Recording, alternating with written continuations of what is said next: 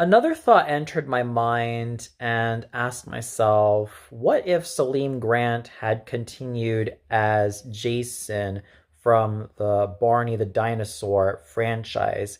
More specifically, if he had continued as Jason in 1990.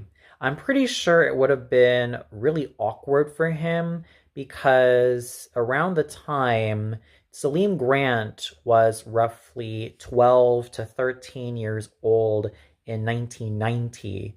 So that would have been a very awkward time for him because I could understand you're going through puberty, you're going through a lot of complex emotions when you're growing up from being a tween to a teenager. So, why on earth would anyone think that being on a franchise, let alone a series of videotapes mainly targeted towards a very young demographic, still be an option?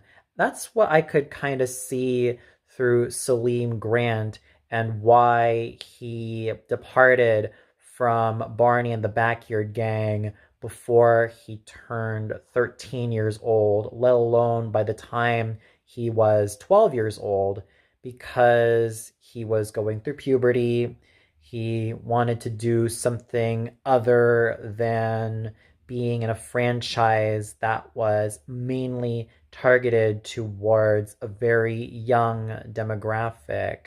And that's also why, at least how I see it and I perceive it, they decided to have Ricky Carter as Derek along for the ride, especially considering that Ricky Carter was still very young in the prime of his youth, being about 8 years old when he got casted.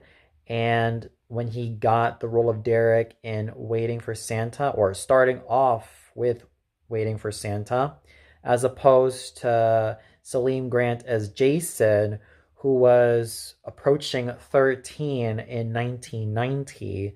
So, at least what I'm trying to gather from this is if Salim Grant had continued on as Jason in Barney and the Backyard Gang and Barney and Friends, it would have been pretty awkward for him. I'm pretty sure he would have felt awkward because he was already a teenager. He was already wanting to do other things outside Barney.